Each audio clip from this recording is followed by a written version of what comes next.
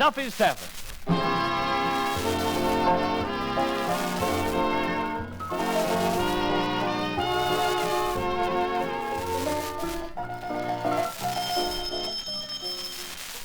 Hello, Duffy's Tavern. Where do you eat meat to eat? Archie, the manager, speaking. Duffy ain't here. Oh, hello, Duffy. Tonight, Sydney Greenstreet. Yeah, from them spy pictures. Yeah, that's right. Sort of like a Mata Hari. Only this is a much fatter matter. Yeah, you've seen the guy, Duffy. You know, sort of a Herbert Marshall accent, a Peter Lorre personality, and a touring bay window. Huh? How's business here tonight? Well, it's a very small crowd. You know, the stores are open till 9 o'clock this week, so the shoplifting crowd ain't arrived yet. Well, I'll call you back later, Duffy. So long.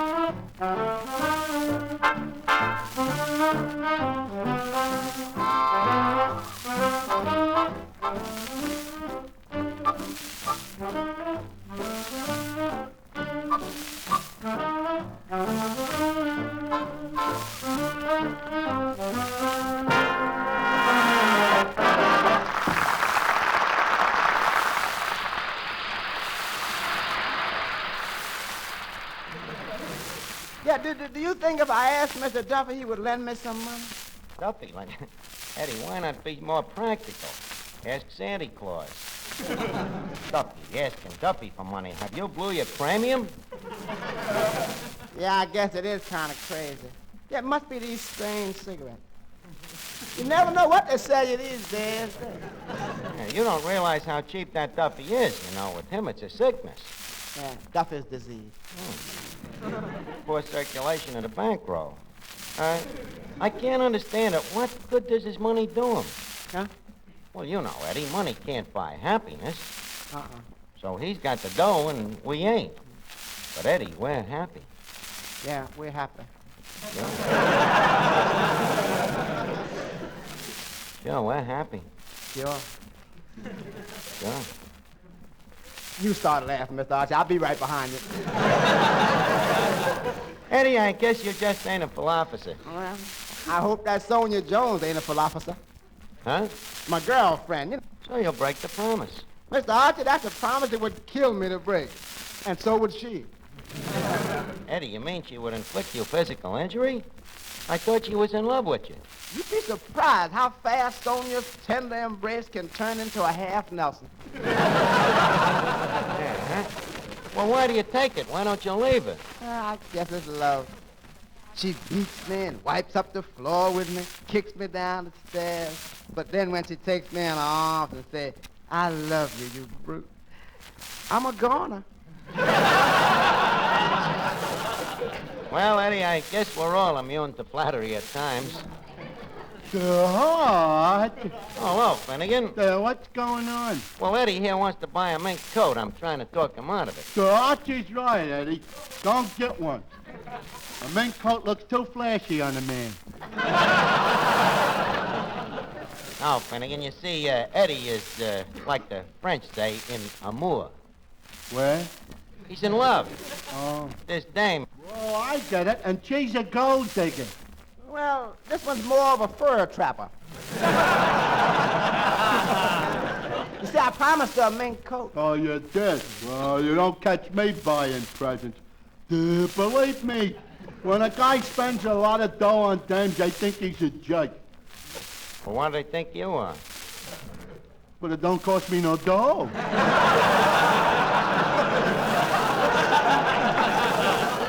Finnegan, where did you get this skeptical attitude toward dames? Oh, from me father.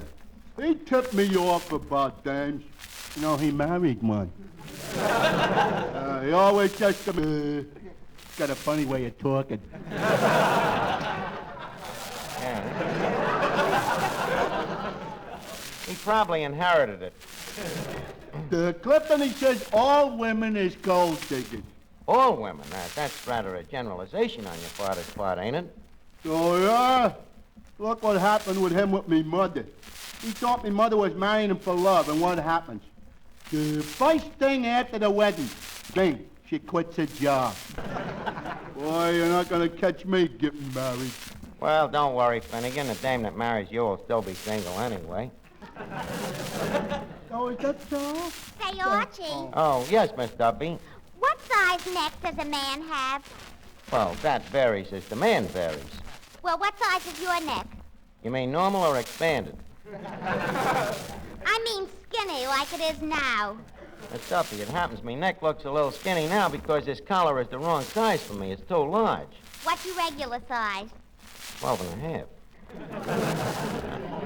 Look, why are you so anxious to know about guys' neck sizes? I'm buying a fella a tie. Oh.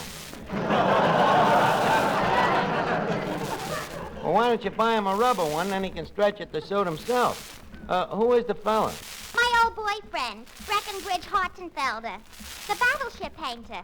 Oh, that Gangplank Gauguin. Is he in again? He's certainly been avoiding you for a long time, ain't he? That's not true, Archie. I thought he'd been avoiding me, too. But I forgave him when I found out that he had a perfectly legitimate reason for keeping away. What was the reason? He was engaged to a girl in Brooklyn. Well, that's very legitimate. Then you are taking him back? Yes, Jiminy Christmas. that had nothing to do with it. Oh, my. Oh, mink. Eddie, why don't you grab the horn by the dilemmas? Call up Sonia and tell her you can't buy her the coat. Not me. Eddie, where is your spirit? If I tell her I ain't gonna buy the coat, my spirit will be asking where's my body. I got to raise that money.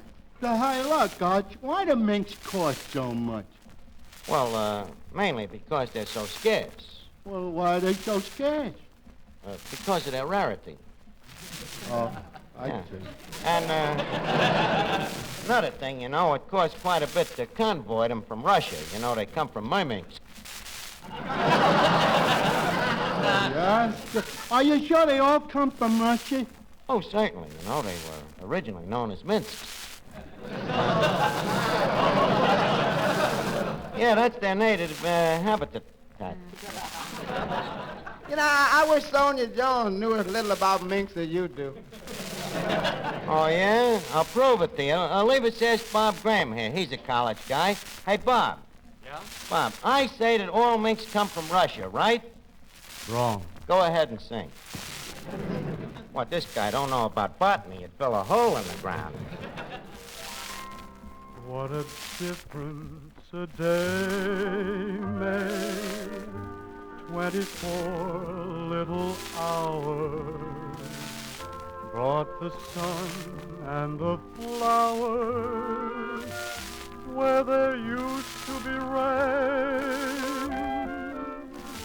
My yesterday was blue, dear. Today I'm part of you, dear. My lonely nights are through, dear, since you said you were mine. What a difference a day made. There's a rainbow before me. Skies above can't be stormy.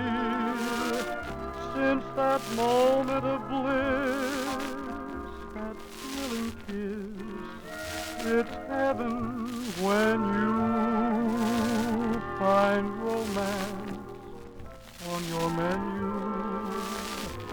What a difference a day made, and the difference is you. It's heaven when you find romance on your menu. What a difference a day made, and the difference is you. When you find romance on your menu, what a difference a day made,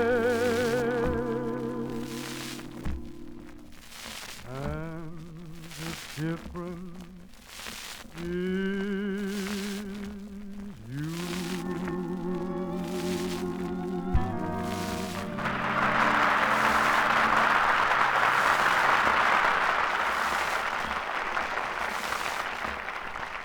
Well, come on, Eddie. Now get on that phone and call Sonia. Oh, some a diddle, man.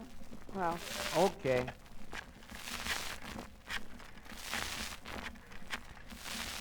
Now, Sonia? Yeah, this is Snookum. Do you still love me?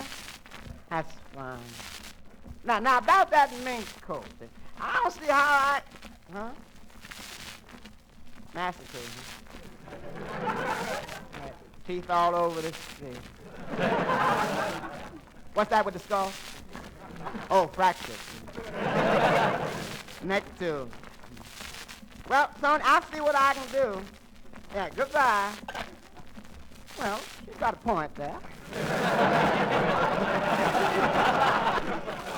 Eddie, what are you, a man or a jellyfish? I'm a man who's about to be pounded into a jellyfish. Well, Eddie, if you want to dance, you got to fight a piper. Hello, hello, hello. Oh, that dirty crook, Dave Hossinger, here again. Yep, it's Leon. Look, Hossinger, you crook, I told you to keep out of this place. Every time you come down here, you have swindled me, robbed me. Time after time, you made a sucker out of me. And here you are again. Hossinger, ain't you got no pride? Oh, now, Archie, you know very well that if I stopped coming around here, you'd miss me. Look, Dave, if I ever feel that I miss you, I can always go and look at your picture in the post office. Archie, why don't you look at it sensibly? If I didn't swindle you, some stranger would. Dave, I don't think that's a valid argument. Oh, you're just sensitive. Now let me open this suitcase. Arch, I have here one of the biggest bargains. Dave! Think you even gonna talk to me first? Oh, I'm sorry. How've you been, Arch? Fine, Dave. Good. Now, as I was saying, I have here a real bargain. Here, take a look at it. Oh, Eddie, look here, a mink coat. Yep, a genuine mink coat worth $2,000. I know you haven't got $2,000, Eddie, but I'm your friend. Take it for $50. But I ain't got 50. Take it for $25. Just a second, Hossinger. Is this real mink? Well, of course, huh? Then how can you afford to come down from 50 to 25?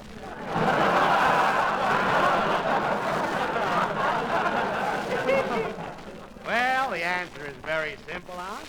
I've got my own mink ranch. And through feeding them specially enriched food, I have produced a species of mink which is today known far and wide in the fur trade as the Hossinger Vitamink. Vitamink, huh? Mm-hmm. And that's why I can sell the coat so cheap, you see. The Vitamink is a giant mink. So long that one mink makes a coat. Well, sounds logical, all right. But somehow or other, I still got a feeling that... Archie, there's a gentleman here to see you. Oh, I'll be right back, fellas. Eddie, come here. Yeah. Eddie, don't give him a quarter until I see you. I still got a feeling there's something Danish in Denmark. I'll see you in a minute. Well, good evening, Mr. Greenstreet.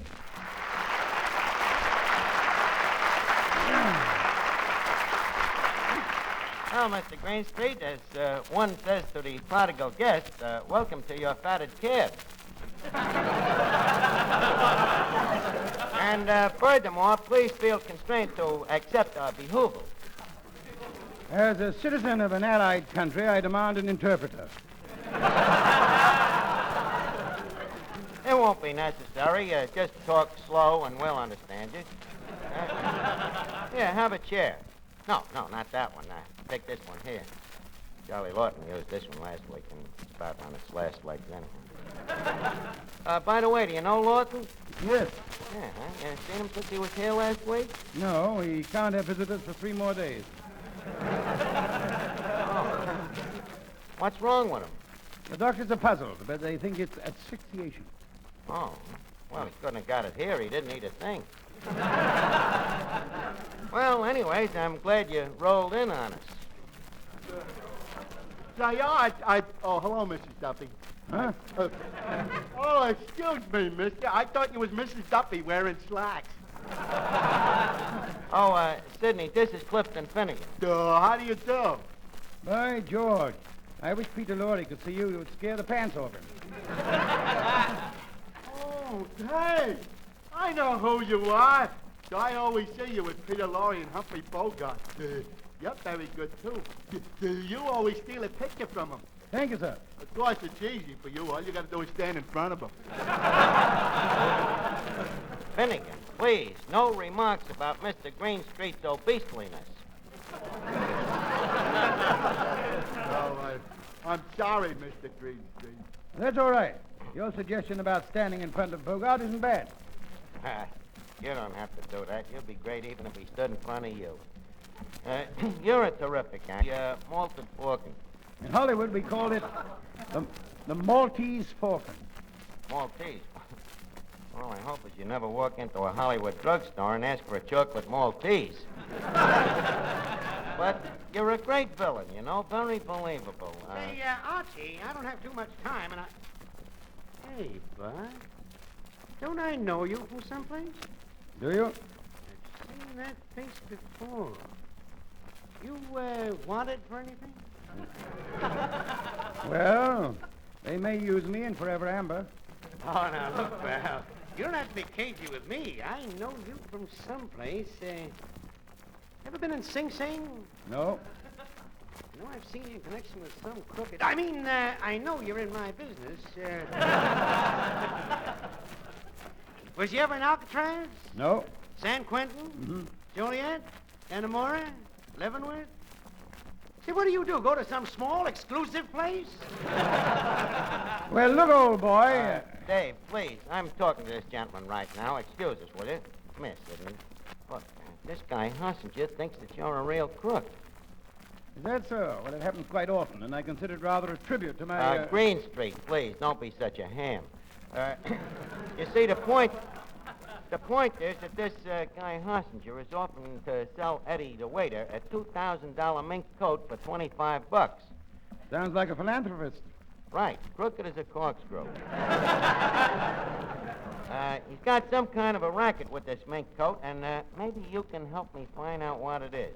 What do I do? Well, just go into a little act with me. We're going to indulge in a little skullduggery. It's all right, as long as it isn't my skull that's being dugged. Well, come on, it ain't for me. It's to help Eddie Green, you know. You don't want to see that poor little guy get just out of $25, do you? Oh, all right, as long as it won't be you doing good.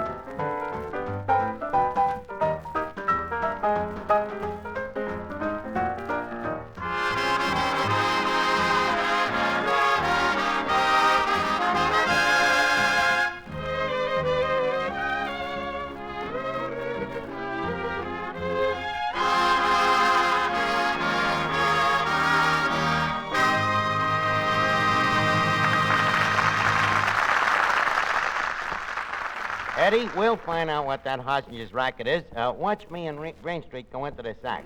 Scram, Eddie. Here he comes now. Say, Archie, tell me something. That fat guy, who is he?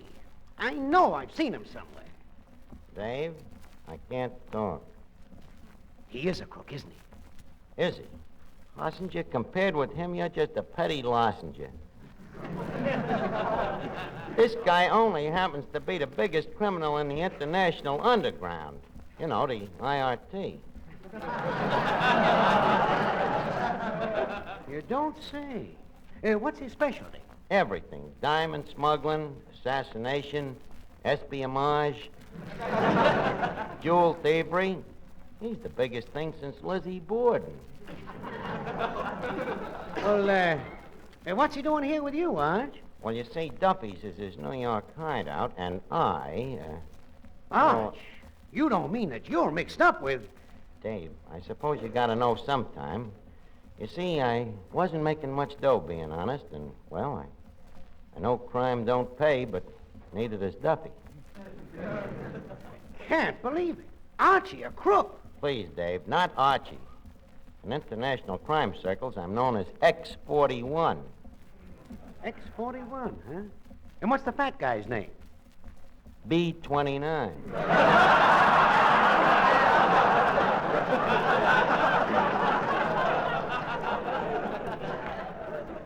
Very brilliant crook. Why don't you listen to us while we talk things over, Dave? Maybe you can learn a thing or two. Oh, B-29, You talking to me? Yeah. Did that cargo of emeralds come in from India? Emeralds? Yeah, the ones that was robbed from the Taj Motel. Oh, yes. Those emeralds, yes. They came in all right. Yeah, huh? Any of them broken? No, the emeralds are perfect. Just turned a little green from the trip. Well, that's natural. By the way, did you get the dough for shooting that guy in Bucharest? You know, the Baron? Yes, I got $500. $500 for an arson job? B-29, that job was worth at least $1,000. Just one other thing. Did V-16 steal them plans for that 88-inch millimeter? I don't know until I hear from Lisbon. What's that? I don't know until I hear from Lisbon. Lisbon. From who? Lisbon in Portugal. Oh, him. Oh, yes, very...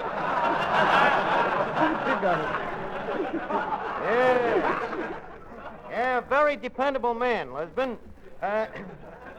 Leave us send him an extra $100,000. You hear that, Dave? You think maybe you would like to get in on this thing? Oh, gee, Arch.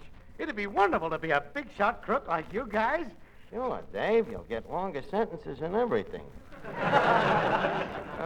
What do you say, B-29? Can we use him? Well, I don't know. Is he an embezzler? Never touches a drop. Say, we might be able to use him in our smuggling department. He's very good with furs. Dave, tell the boss here how you're working that fur racket on Eddie Green. Oh, that? Oh, Yeah. Well, that's just child's play. You see, this coat here is a genuine mink. I show this one, then I switch it for a phony rabbit one, worth about $10. Very clever. Okay, Hossinger, you're through. What do you mean? You tried to rook Eddie, one of our mob. You violated the code, Hossinger, and now you're gonna pay. What do you mean? You're gonna be rubbed off. Okay, B-29, what do you want to use on him, the Tommy gun or the Gilletto? I think I'm in mood for an axe. The axe, huh? Hall was the artist. Well, here's the axe. All right, Mr. Hossinger, if you'll please remove your hat. No, you can't do this. You can't kill me like a rat. Up off your knees, Hossinger. Take it like a man. No, I don't want to die. Do anything, kill me, but I don't want to die. I'll do anything. Well, all right, Hossinger, we're businessmen. We'll let you go if you'll sell the real mink coat to the boss here for $25. I'll do it. Here's the coat. Give him the $25. All right, here you are. Thanks. And thanks for letting me live. 22, 23, 24. Thank you. Well, good night, Archie. Good night, Dave. Good night, Eddie. Good night, Mr. Greenstreet. Well, that's one time we put it over on Hutch. Good night, Mr. Greenstreet. That dirty crook, he knew you all the time. Say, Archie, this coat, it seems to be turning white. Yeah.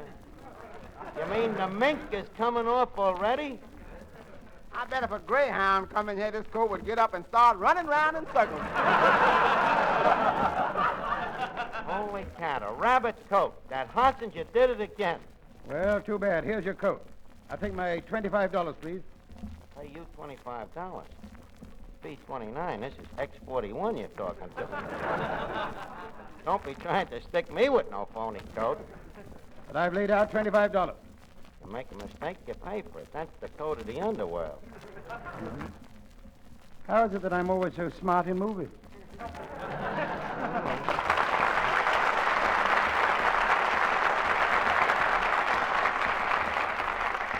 Well, Eddie, old man, I'm sorry it came out like this. Oh, that's all right, Mr. Archie. You saved me $25. Well, see you later. Where you going? I'm going down and tell that Sonia Jones off. I'm going to tell her that she ain't going to get nothing. And what's she going to do about it? Oh, wait a minute, Eddie. You still got the $25. Oh, that. Well, that I'm going to use for hospital expenses. Oh.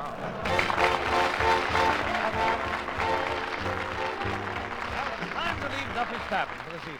Sidney Greenstreet can now be seen in Warner Brothers' new picture, Hollywood Canteen. Let's meet here again next week when our guest will be Monty Woolley.